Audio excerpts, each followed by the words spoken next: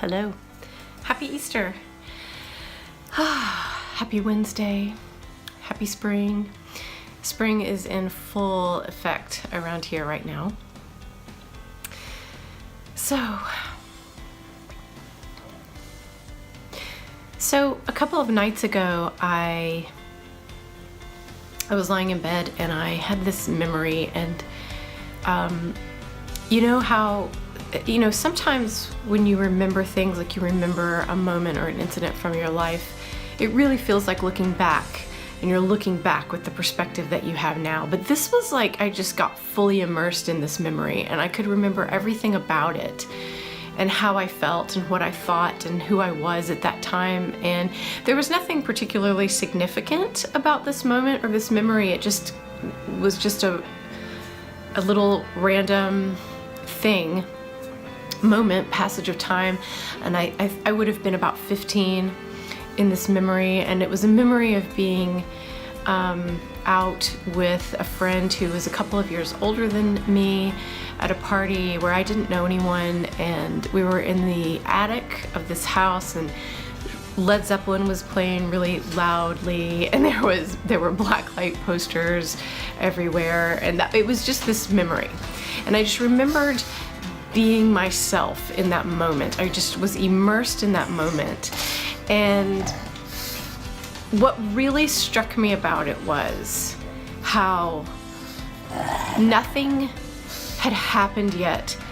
None of the events of my life, the things that I thought were going to be the important defining things about my life, none of those things had happened yet.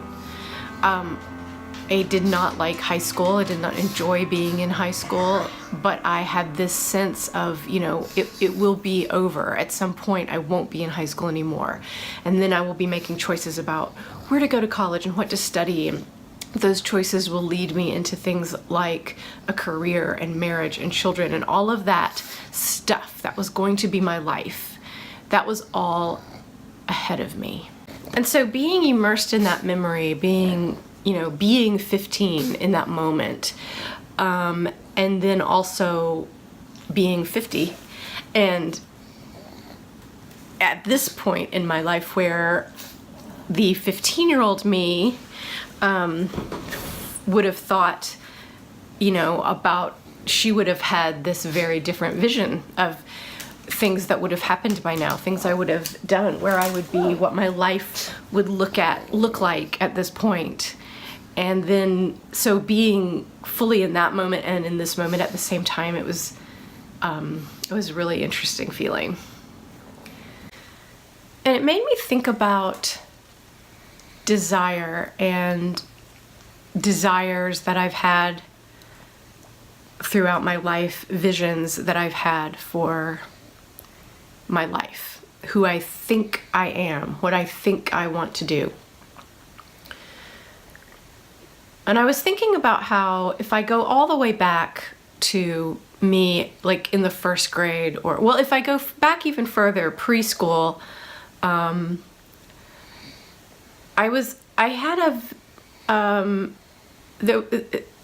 preschool, I really liked dancing and singing and doing like this performing. So that little piece was there very early.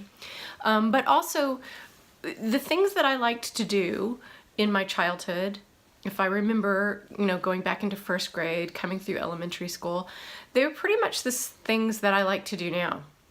I love to paint and make art. I liked to write stories. I would staple paper together and make little books and then write the books. I liked to be alone. I liked to be immersed in my imagination. It never bothered me. We lived out in the country when I was growing up. And I had neighbors, friends, and people to play with, but it never bothered me to play by myself. I could go play by myself outside all day long and be happy. I was always really hooked into my imagination, into my fantasy world inside my head. But my point is that I think I had the same impulses as a child that I have now to create. And so when people would ask me what I wanted to do when I grew up, what do you want to be when you grow up, I really didn't know. Like, I didn't have a vision for how do these things that I like to do, these things that I feel like are my natural abilities or my natural inclinations, how does that translate into a career or something that you would do as an adult? And I really didn't know, other than, you know, I'm gonna be some kind of artist, some kind of creator. When I was in high school, I was very interested in acting, and I did acting, and I did study that on a certain level and pursue that. And I did have a certain amount of natural ability there. When I went to college, I thought I was going to study, major in theater, and the the career that I imagined for myself was a career as a professional actor. I ended up not majoring in that, not even close, not even pursuing it, because I have really, really intense stage fright. And so even though I had this desire and this love of being on stage and acting and a little bit of natural ability, it wasn't worth it to me to deal with the stage fright. And so I quit. So I didn't know what I was going to do in college. I wasn't in college. I went to several different schools. None of them were right for me. None of them felt like a good fit. I wanted to major in writing, in creative writing. But the school where I ended up didn't have a creative writing major. I did not like the English department at that school. And I ended up in the art department. And I loved being in the art department, and I loved being in the art studio. And so I ended up majoring in studio art, which was great. But then I moved to New York soon after I graduated. I continued to make art a little while after that, and then I stopped. And so I found myself in my mid to late 20s, not writing, not making art, not being creative at all. And one day I was walking home. I was living in Brooklyn at this time. This was before social media, and the way we made announcements to one another was with flyers on telephone poles. And so I was walking. I remember the exact intersection where I was in Park Slope, and I looked up and I saw this flyer on a telephone pole that said Brooklyn Writers, and with little phone numbers that you could tear off. Now, I don't make phone calls. One of my least favorite things to do in life is to call someone, especially someone who I don't know.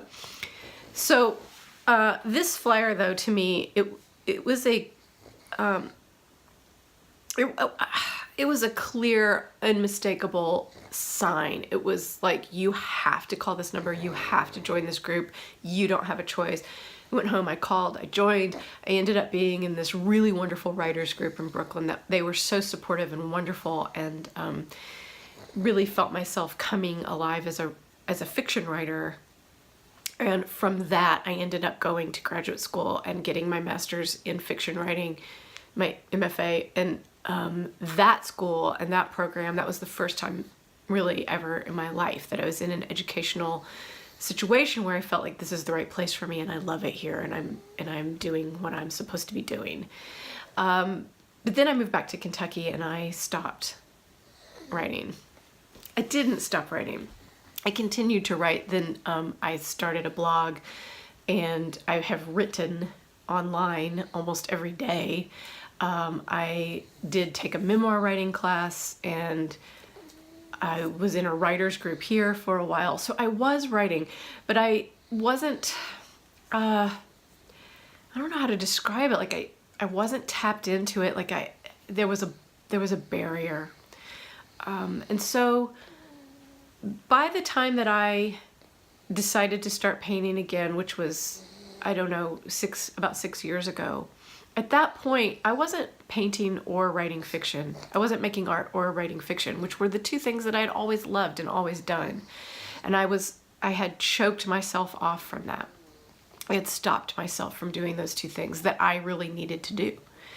And so when I started painting again, it was like I unlocked this piece of myself that had been muted, and I started to come back into myself. I do think sometimes about what would my painting life be like if I had never stopped, if I had continued to make art. You know, I don't know. It would be very different, but I don't know. But the reason why I'm thinking about all of this right now, I'm thinking about that marriage between potential and desire. So I always had a great desire to make art, and my abilities there, maybe not, you know, a little bit of a natural ability, but mostly it was a desire, just a desire to make art. I had a lot of natural ability with creative writing, a lot. Like, that's probably the thing that I'm best at in my life. And so there was a lot of potential there, but also a great desire. What I'm wondering now is that when that combination of desire and potential comes together, is there a window for acting on that? So in other words, in 1998, when I graduated with my MFA, I had a really supportive thesis advisor who totally believed in me, believed in my ability to publish, put me in touch with an agent. The agent did not take my manuscript, but she was very positive in her response to it.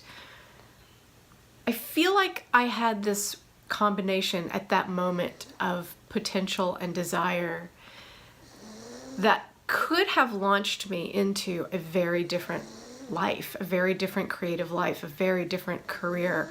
My deepest, most burning desire was to write literary fiction. I wanted to be a novelist. And I think that window was open at that moment in my life, but I did not step through it. And instead, I retreated. I shut that part of myself down. I stopped. In the past few weeks, I've noticed that I feel an intense desire to write fiction. And that desire, it's a longing. It's like a sexual longing. Like, you feel it in the second chakra, like it's just this intense longing to write fiction. I write other things. I have this nonfiction spiritual memoir project that I've been working on for years, and I do feel like that's the next thing I'm supposed to write. Like, I need to get that done.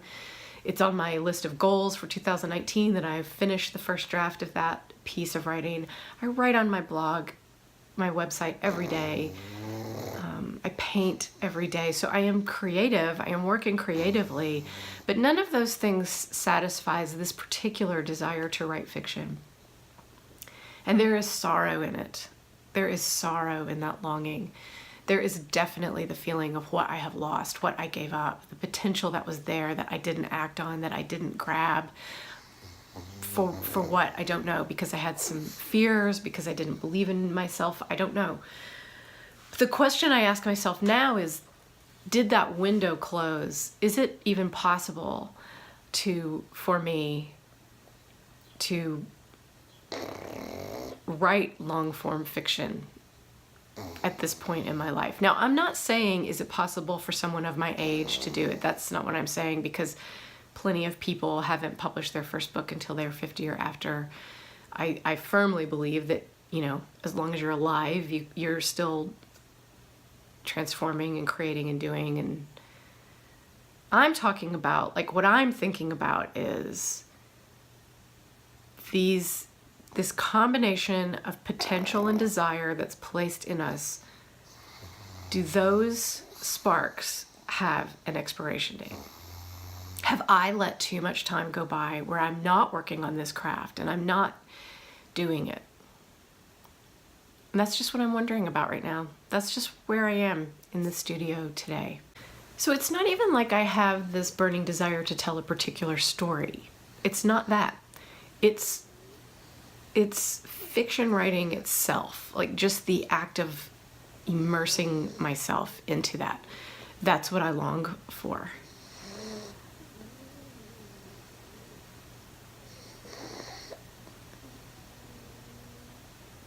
In general, in my life, I think that I have felt in my work, in my expression, in my creative pursuits, in the realm of making money, in the realm of just, getting up every day and doing a job, doing your work, I have always felt like I was pushing against something, that there was a barrier in front of me, and that I had to find different ways to get over it, around it, under it, through it, that it's something tries to stop me. I think it's one reason why I really love working with other people, to help other women sort of tap into their creative fire, to tap into their creative voice and do their work, because for me it's never been easy. It's always, and the fact that it has never felt easy was never an indicator that I shouldn't do it. I've always known what I should be doing and what I'm being asked to do, what I'm being called to do. It's just, there's this, maybe it originates with me, maybe it originates in the past, maybe it originates in culture. I don't know what it is. And I have found over the years ways to dissolve that thing or to get past it. I certainly have done that in painting, in creative visual work. And I think maybe what's happening for me right now is just this desire to dissolve it with fiction writing, to dissolve it in other parts of my work. And it does always come back to not only allowing myself to be seen, but allowing myself to be known, like allowing my voice into the world to actually state, like, I want to do XYZ. When I see other people my age and much younger who are doing their thing, who are publishing books and going on speaking tours and running successful workshops and having exhibitions and doing all of the things that my heart longs to do, I feel excited. I mean, it makes me feel happy to see other women doing that, because when you see someone else doing it, like, look, it's possible. It's a possible thing. So it's not exactly that I feel envious. I don't feel envious, but I do feel sad. Like, it makes me feel sad because I can taste it and I want it. And I feel so far away from it. So maybe I'm going to start working on a fiction manuscript in addition to everything else. It seems really like a very strange idea to take on a project that has no potential for financial income. I mean, I really want to be working on courses and ebooks and this nonfiction manuscript that has been pressing on me. Obviously, my first priority is to do prayer paintings and to, find the super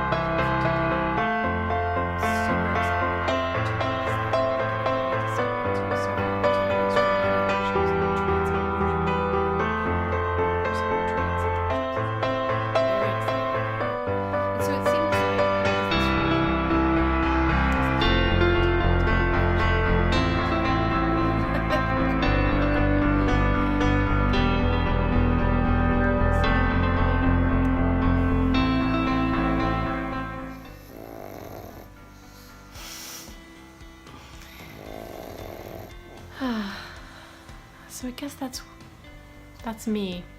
That's where I am in the studio today. Someone is coming by to pick up a painting, which is always exciting and wonderful.